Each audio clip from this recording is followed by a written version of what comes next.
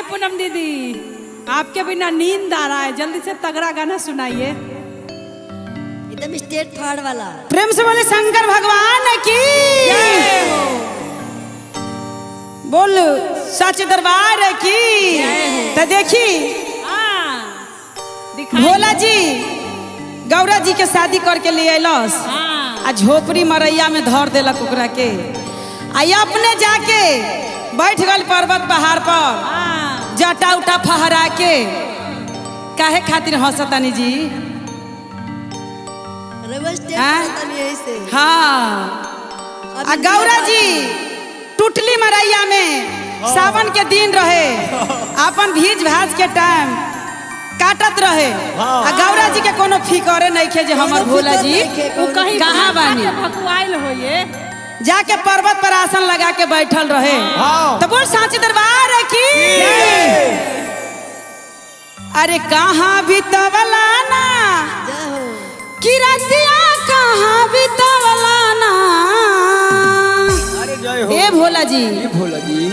अरे कहाँ बितवला ना तू रतिया, कहाँ बितवला ना कि भंगिया पिसली अकेले सारी रतिया, रतिया कहाँ बितवला ना कि भंगिया पिसली अकेले सारी रतिया, रतिया कहाँ बितवला ना।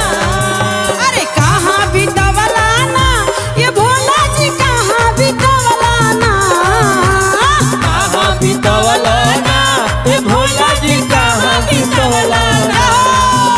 कि भंगिया पिसली अकेले सारी रतिया, रतिया कहाँ बितवला ना कि भंगिया पिसली अकेले सारी रतिया, रतिया कहाँ बितवला ना। और क्या कहत रहे गौरा जी?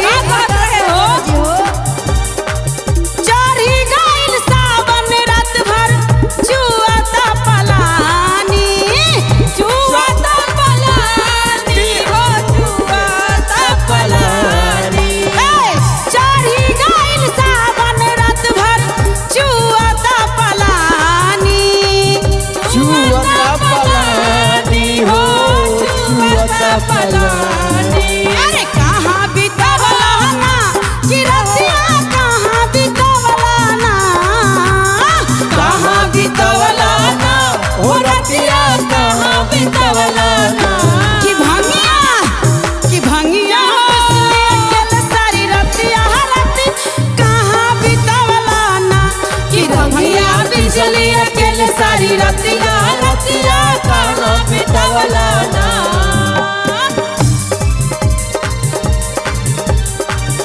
और क्या कर रहे थे? क्या कर रहे थे? अरे ताना को न सोचला भोला कैसे रहतानी, कैसे रहतानी हो, कैसे रहतानी। तानी को न सोचला भोला कैसे रहतान। अरे हुए बितवली ना कि रतिया, हुए बितवली ना, हुए बितवली ना कि रतिया, हुए बितवली ना। कि जाके बैठली पर्वत पहाड़िया, रतिया हुए बितवली ना कि जाके बैठली पर्वत पहाड़िया, रतिया हुए बितवली ना। कि जाके बैठली पर्वत पहाड़ी, रतिया हुए बितवली ना कि जाके बैठली पर्वत पहाड़िया, रतिया हुए बितवली ना। अरे कहाँ बितवला ना ये भोला जी, कहाँ बितवला ना, कहाँ बितवला ना ये भोला जी, कहाँ बितवला ना।